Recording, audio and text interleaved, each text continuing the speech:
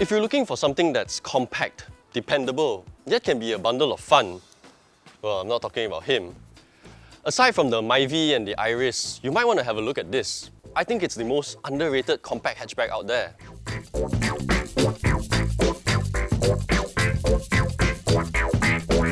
This car review episode is powered by the all-new Petronas Premax 95 with Pro Drive. I'm a big fan of the Kia Picanto. The first time I took it for a written review when it was just launched last year, I fell in love with it.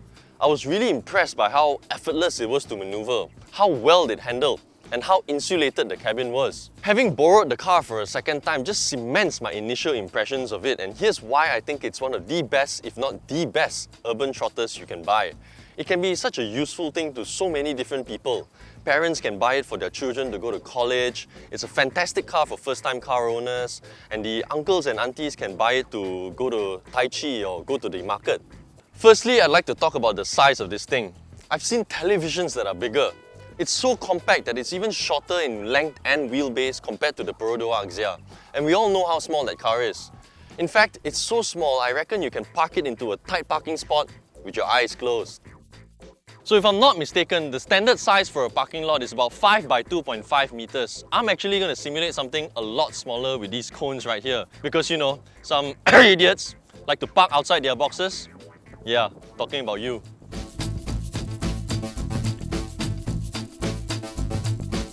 Okay lah, can lah.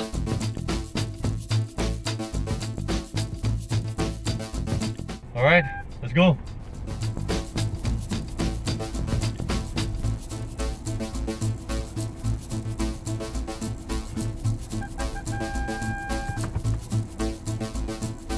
I think I'm in.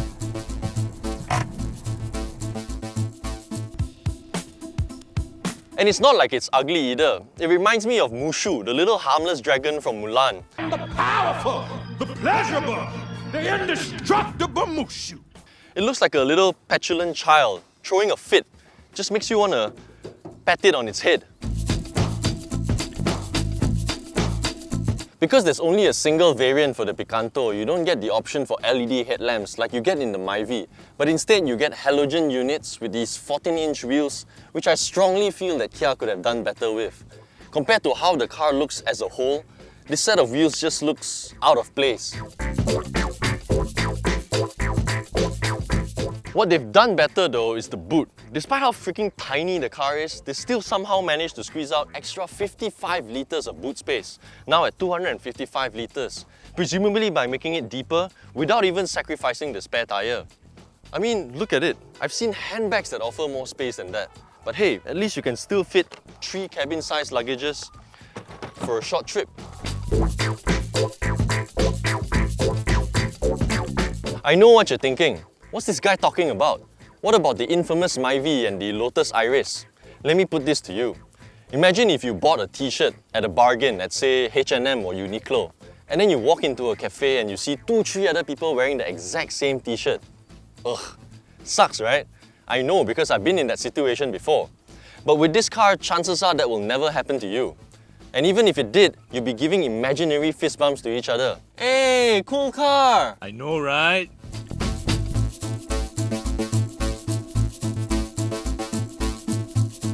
I like how unpretentious the interior is. Full black with minimal glossy surfaces. You get a big enough touchscreen up here with Apple CarPlay and Android Auto. Very useful for the younger generation. Reverse camera view is clear enough with guiding lines as well. Again, very useful for young drivers, especially those who just started driving. Kids nowadays are so lucky, right? I remember when I first started driving, I had the first generation Myvi, and even then I thought to myself, thank goodness the butt is flat. So easy to gauge, so easy to park. That's the only time a flat butt is acceptable, by the way. Nowadays got reverse camera lah, guiding lines lah. Up front here, just looking at the instrument cluster makes you want to pat the dashboard. The instrument cluster reads up to 220. So cute, so optimistic. You cute little 84 horsepower thing. It's also got all the information you need to know about the car, such as fuel range so that your kids don't forget to refuel the car, automatic headlamps because young people are lazy these days, a steering with controls for the radio and such, modern conveniences. Also, you know, because young people expect everything to be at their fingertips these days. Just ask and expect to receive. Ne? Voice command. A Aside from the fact that it's lacking the telescopic steering adjustment feature, which I feel is quite an important feature these days, especially for tall drivers like me to find the optimum driving position, I must say I quite like this interior. It offers everything you need and nothing that you don't. At the back, because the car is so small, realistically you're not gonna get a lot of space, but it will still fit 3 Asian spec adults for a short drive, maybe to lunch at most. If it's a road trip, 2 is the magic number. Honestly, the only thing I feel that's missing in the back here are some cup holders by the door. Aside from that, it's all good.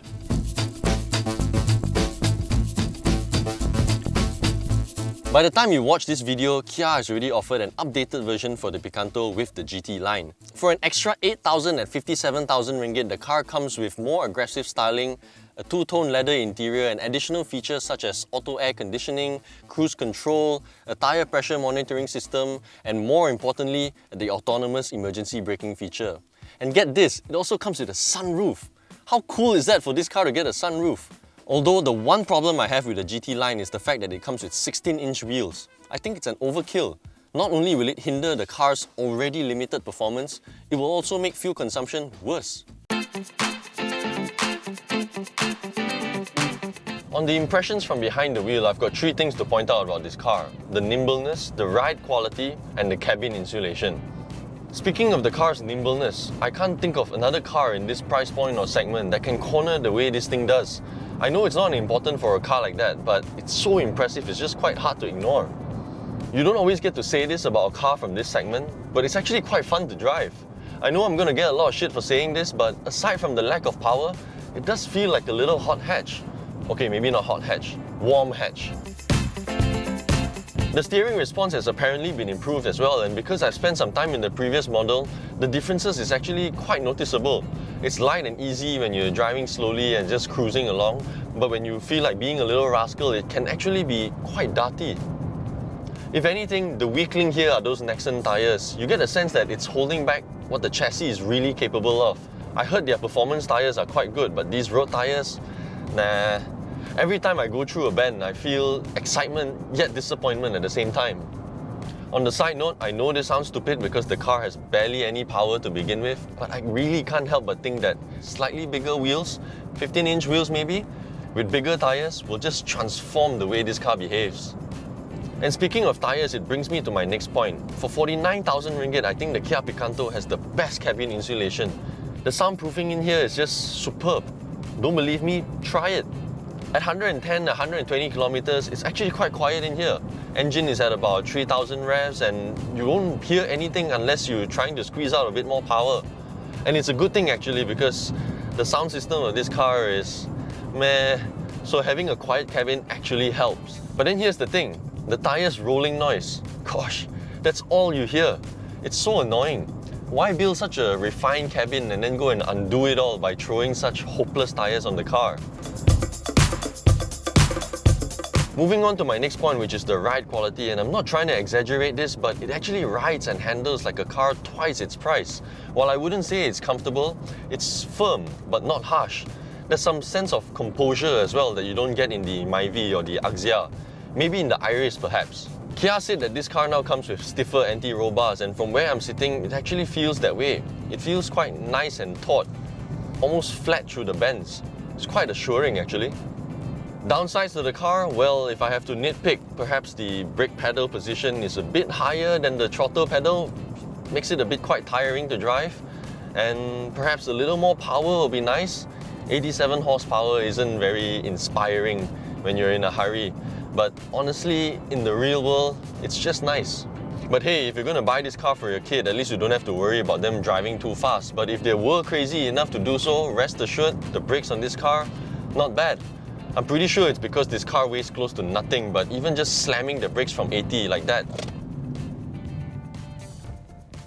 there's not much drama to it. Speaking of fuel consumption, there's really not much to shout about because the car is such a small tank. I've been able to get maybe an average of 330 kilometers from the last 2 tanks. And if you're really gonna get this car for your kid, rest assured on the safety front, this car is actually quite well equipped.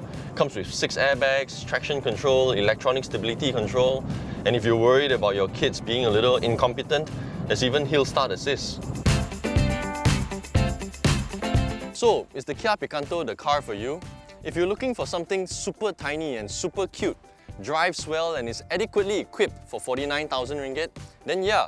But if you think for that price you can have other options with better features, then perhaps not. For more information on the Kia Picanto, do log on to AutoBuzz.my. If you enjoyed our video, hit the like button, share it and subscribe to our YouTube channel. Don't forget to hit the bell icon for the latest notifications on our newest videos. This car review episode is powered by the all-new Petronas Premix 95 with Pro Drive. Move like never before.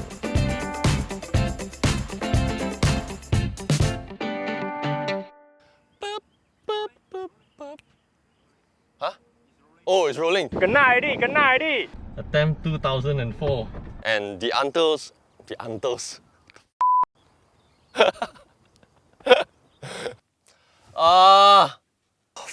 Struggling like shit, man.